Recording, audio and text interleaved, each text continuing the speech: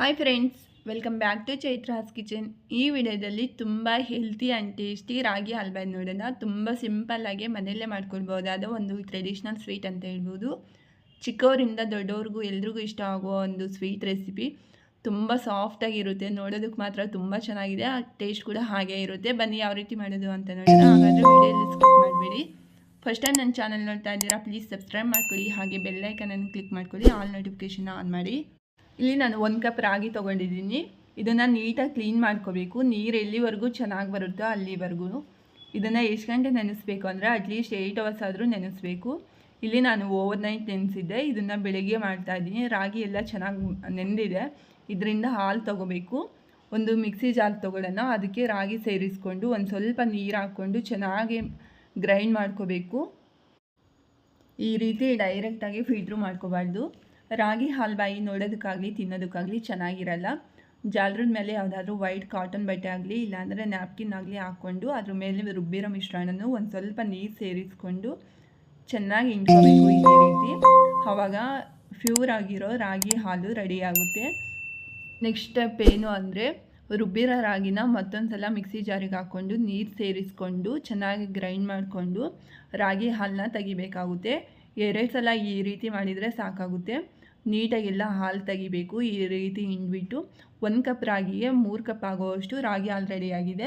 ಇಲ್ಲಿ ರಾಗಿ ಯಾವ ಕಪ್ಪಲ್ಲಿ ಮೆಜರ್ಮೆಂಟಲ್ಲಿ ತೊಗೊಂಡಿದ್ದೆ ಅದೇ ಕಪ್ ಮೆಜರ್ಮೆಂಟಲ್ಲಿ ಕಾಯಿ ತುರಿ ಹಾಕ್ಕೊತಾ ಇದ್ದೀನಿ. ಅದೇ ಮಿಕ್ಸಿ ಜಾರ್ಗೆ ನೀರು ಸೇರಿಸ್ಕೊಂಡು ಚೆನ್ನಾಗಿ ಗ್ರೈಂಡ್ ಮಾಡ್ಕೋಬೇಕು. ರಾಗಿ ಹಾಲನ್ನ ಯಾವ ರೀತಿ ತಗೊಂಡ್ನೋ ಅದೇ ರೀತಿ ಕಾಯಿ ಹಾಲ್ಗೂ ಅದೇ ಪ್ರಾಸೆಸಲ್ಲೇ ಮಾಡಬೇಕು. ಈ ರೀತಿ ಚೆನ್ನಾಗಿ ಹಾಲು ತೆಗಿಬೇಕು. ಇಲ್ಲೂ ಸಹ 2 ಸಲ ಹಾಲು ತೊಗೊಂಡಿದ್ದೀನಿ. ಟೋಟಲಾಗಿ 1 ಕಪ್ ಕಾಯಿ ತುರಿಗೆ 3 ಕಪ್ ಆಗುವಷ್ಟು ಹಾಲಾಗಿದೆ. ಟೋಟಲಾಗಿ 6.5 ಕಪ್ ಅಷ್ಟು ಹಾಲಾಗಿದೆ. ನೆಕ್ಸ್ಟ್ ಸ್ಟೆಪ್ ಏನು ಅಂದರೆ ದಪ್ಪ ತಡ ಇರೋ ಪಾತ್ರೆಗೆ ರಾಗಿ ಹಾಲು ಮತ್ತು ಕಾಯಿ ಹಾಲು ಮಿಶ್ರಣನ ಹಾಕ್ಕೊಳ್ಳೋಣ. 1 ಕಪ್ ರಾಗಿ 1 ಕಪ್ ಕಾಯಿ ತುರಿಗೆ 2 ಕಪ್ ಆಗೋವಷ್ಟು ಬೆಲ್ಲ ತುರಿದ್ಬಿಟ್ಟು ಹಾಕ್ಕೊಳ್ಳೋಣ. ಬೆಲ್ಲ ಸರಿ ಹೋಗುತ್ತೆ. ಇದನ್ನು ಹೈ ಫ್ಲೇಮಲ್ಲೇ ಇಟ್ಕೊಂಡು ಕುಕ್ ಮಾಡಬೇಕು. ಎಲ್ಲಿವರೆಗೂ ಹೈ ಫ್ಲೇಮಲ್ಲೇ ಕುಕ್ ಮಾಡಬೇಕು. ಮೀಡಿಯಮ್ ಫ್ಲೇಮಲ್ಲಿ ಯಾವಾಗ ಚೇಂಜ್ ಮಾಡಬೇಕು ಅಂತ ಹೇಳ್ತೀನಿ. ಅಲ್ಲಿವರೆಗೂ ಹೈ ಫ್ಲೇಮಲ್ಲೇ ಕುಕ್ ಮಾಡಬೇಕು. ಇವಾಗ ಸೈಡಲ್ಲೆಲ್ಲ ಬಬಲ್ಸ್ ಬರ್ತಾ ಇದೆ ನೋಡಿ. ಇವಾಗ ಮೀಡಿಯಮ್ ಫ್ಲೇಮ್ಗೆ ಚೇಂಜ್ ಮಾಡ್ಕೋಬೇಕು. ಇದನ್ನು ಚೆನ್ನಾಗಿ ಕೈ ಆಡಿಸ್ತಾ ಇರಬೇಕು, ಇಲ್ಲಾಂದರೆ ಗಂಟು ಬರುತ್ತೆ. ಇದಕ್ಕೆ ಇವಾಗ 1 ಸ್ಪೂನ್ ಆಗೋಷ್ಟು ತುಪ್ಪ ಹಾಕ್ಕೊಳ್ಳೋಣ. ತುಪ್ಪ ಹಾಕೋದ್ರಿಂದ ಶೈನಿಂಗ್ ಬರುತ್ತೆ. ಇದಕ್ಕೆ ಅರ್ಧ ಸ್ಪೂನ್ ಆಗೋಷ್ಟು ಏಲಕ್ಕಿ ಹಾಕ್ಕೊಳ್ಳೋಣ. 1 ಸ್ಪೂನ್ ಆಗೋಷ್ಟು ತುಪ್ಪ ಹಾಕ್ಕೊಳ್ಳೋಣ. ನೀಟಾಗಿ ಕೈ ಆಡಿಸ್ತಾ ಇರಬೇಕು. ಇಲ್ಲಿವರೆಗೂ ನಾನು 4ರಿಂದ 5 ಸ್ಪೂನ್ ತುಪ್ಪ ಹಾಕ್ಕೊಂಡಿದ್ದೀನಿ. ಇದನ್ನು ಇನ್ನೂ ಆಗಿಲ್ಲ ನೋಡಿ. ಇದು ಮೇಲ್ಗಡೆಯಿಂದ ಬಿಟ್ಟರೆ ಒಳಗಡೆ ಹೋಗ್ತಾ ಇದೆ. ಇನ್ನೊಂದು ಸ್ವಲ್ಪ ಬೇಯಿಸ್ಕೋಬೇಕು.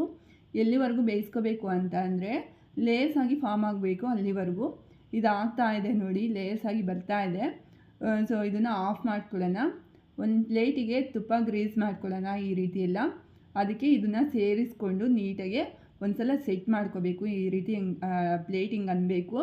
ಇದನ್ನು ಒಂದು 30 ನಿಮಿಷ ಹಾಗೆ ಬಿಡಬೇಕು. 30 ನಿಮಿಷ ಆದಮೇಲೆ ಹೇಗಿದೆ ನೋಡಿ, ತುಂಬ ಚೆನ್ನಾಗಿದೆ. ಇದನ್ನು ಯಾವ ಶೇಪಲ್ಲಿ ಬೇಕೋ ಆ ಶೇಪಲ್ಲಿ ಕಟ್ ಮಾಡಿಕೊಂಡ್ರೆ ತುಂಬ ಹೆಲ್ತಿ ಆ್ಯಂಡ್ ಟೇಸ್ಟಿ ರಾಗಿ ಹಾಲ್ಬಾಯಿ ರೆಡಿಯಾಗಿದೆ. ತುಂಬ ಚೆನ್ನಾಗಿರುತ್ತೆ. ಮಕ್ಕಳಿಗೆ ಮಾತ್ರ ತುಂಬ ಇಷ್ಟ ಆಗುತ್ತೆ. ಜೆಲ್ಲಿ ಥರ ಇರುತ್ತೆ, ತುಂಬ ಸಾಫ್ಟಾಗಿರುತ್ತೆ. ನೀವು ಸಹ ಒಂದ್ಸಲ ಟ್ರೈ ಮಾಡಿ ನೋಡಿ, ಖಂಡಿತವಾಗ್ಲೂ ನಿಮಗೂ ಇಷ್ಟ ಆಗುತ್ತೆ. ಈ ವಿಡಿಯೋ ಏನಾದರೂ ಇಷ್ಟ ಆದರೆ ಪ್ಲೀಸ್ ಲೈಕ್ ಮಾಡಿ, ಶೇರ್ ಮಾಡಿ, ಹಾಗೆ ಸಬ್ಸ್ಕ್ರೈಬ್ ಮಾಡ್ಕೊಳ್ಳಿ ಮರಿಬೇಡಿ. Thanks for watching.